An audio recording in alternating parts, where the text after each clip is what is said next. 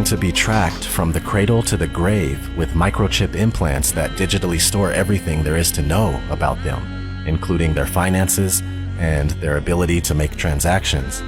That's why I tend to think that the microchip might be the mark of the beast. It says no one can buy or sell unless they have the mark. People all over the world are doing experimental microchipping. Not to mention what's happening now with ID 2020, we're also moving towards a cashless society with every day that passes. This pandemic is carrying multiple agendas forward.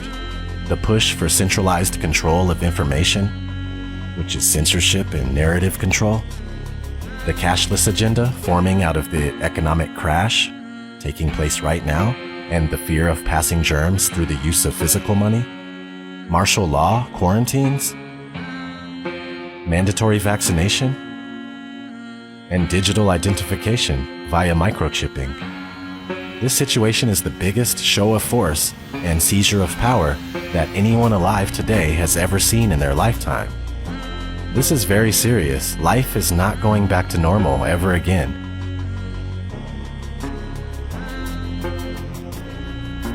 It truly is the end of the world as we know it. We need to take a stand. Refuse forced vaccines. Destroy 5G technology any chance we get, and don't let them fill you up with fear. From what I gather, they lose in the end anyway. You know, I really hope that's true. And this life is only temporary, so don't be scared. Be strong and stand up for yourselves. I know one thing for sure, I'll die or be thrown in a FEMA camp, or worse, before going along with what they're doing right now. Maybe you should consider doing the same thing. This has been ODD. Never sleep again, my friends. Take care.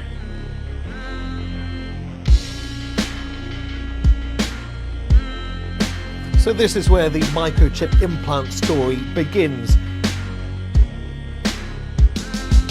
You will be chipped, it's just a matter of time. A small firm recently embedded microchips in their employees as a way to bypass company badges and corporate logons and to get attention for their cafeteria kiosks, which are available on a cashless payment plan like Apple Pay. The latest office innovation is a microchip implanted in the skin and designed to replace the traditional keypad for opening doors, using the copier, even buying food in the cafeteria. Employees at a vending company are going from the assembly line to front of the pack to get microchipped. Do you think this is the future? It is the future, and we look at this as being responsible. The implant, which has been FDA approved, is the size of a grain of rice and is injected under the skin between the thumb and index finger by a licensed piercer. I think it's the wave of the future that we'll all have implanted chips that have our medical records. So you would do it? Sure. Okay. You're carrying around a phone anyway. This is a microchipping party. Hannah's getting an electronic chip implanted into her hand. So congratulations, Hannah. Thank you. You've been chipped? Yes, I have. How does it feel? It feels good. I'm excited to see what I'll be able to do now. Can I touch it? Yeah, you can feel it there. I feel like this is the future. It's the next big thing that's going to happen. A tiny microchip like this inserted just beneath the skin in their hands.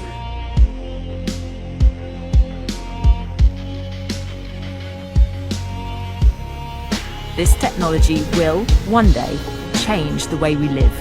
That in the future, we will all be chipped. In Sweden, the microchips are already here. The microchip implants use the same technology that's in contactless credit cards, which have made cash pretty much obsolete in Sweden. No cash. Is a cashless society inevitable? How long will it take before we're cashless? Many countries are fast moving towards a cashless society. Between 2000 and 2015, non-cash payments in the U.S. grew by almost 400%. Venmo, the mobile app where people can pay each other on a smartphone, now processes $2 billion a month. This year, Apple added similar payment capabilities in iMessage. These free services are so popular, 30 major banks recently launched a competing product called Zelle. It would be better if we were more like Sweden, where cash has nearly been phased out. And the US will get there too in another 5 or 10 years. There's no question that cash, is in its last era. China's cashless revolution has happened in just 3 years. In order to avoid the risk of transmission through physical handling of money, we encourage the use of cashless transactions, such as mobile money, M-Pesa and otherwise, and credit cards. Well, health experts say the coronavirus can live on surfaces like cash for up to 10 days. That has many people worried about shopping and other everyday tasks. The standard narrative in society is that cashlessness, quote-unquote cashlessness, is a sort of organic process just percolating from the bottom up by ordinary individual people who are just sort of making these organic decisions to switch to this other thing, right? Now this is pure, if you want to, like this is a pure, to put it crudely, capitalist ideology, corporate capitalist ideology, where essentially you always want to focus attention on the small person in society, quote unquote, the consumer. All right, the sort of like random person who wanders around in markets, who apparently controls what's going on in the world. All right. Of course, if you actually go and ask any person in society, how much agency do you believe that you had in the emergence of this technology? Almost nobody believes they had anything to do with the emergence of the technology.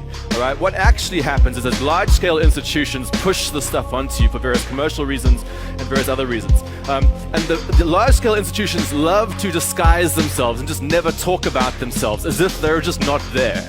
All right. So the story about the war on cash is a bunch of us who are trying to say, actually, over the last few decades, large-scale institutions, banks, payments companies, governments have all been actively eroding the cash system to slowly make it more and more likely that you're going to quote-unquote choose to go to the digital systems. Okay. Now you might believe that you're choosing this, but actually the whole environment is being structured in a way that makes you more and more likely to do it. The biblical entry point for any discussion of the one world economic system, a cashless society, and end-time prophecy is Revelation 13:16-18. He causes all, the small and the great, the rich and the poor, and the freemen and the slaves to be given a mark on their right hand or on their forehead. And he provides that no one should be able to buy or to sell except the one who has the mark, either the name of the beast or the number of his name. Here is wisdom. Let him who has understanding calculate the number of the beast. For the number is that of a man, and his number is 666. The Bible clearly links the global mark of the beast system with the emergence of a cashless society. One world government, a new global economy ruled by one man is coming. The banking overlord is coming. And he'll have a solution that everyone will indeed, quote, bow down to, end quote, and he's called Antichrist. And he will have his mark. He will do this for increased control of commerce. It will be perfect and complete control. His economic policy is very simple. Take my mark and worship me or starve.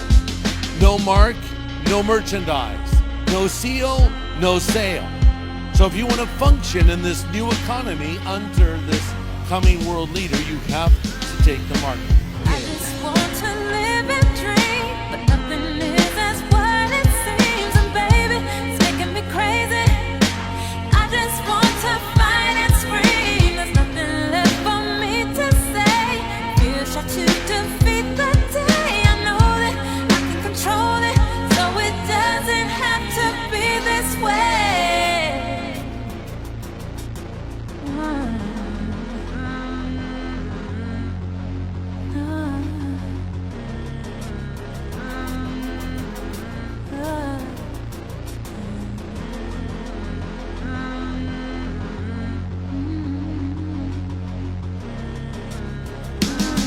I refuse to just go quietly into the night. There's forces of darkness at work and they're restricting the light.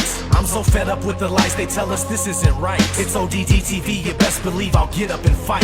This is my plight, I'll never let you cowards get the best of me. Took the red pill, now it's time to fulfill my destiny. Living like I'm Neo, dipping from my P.O.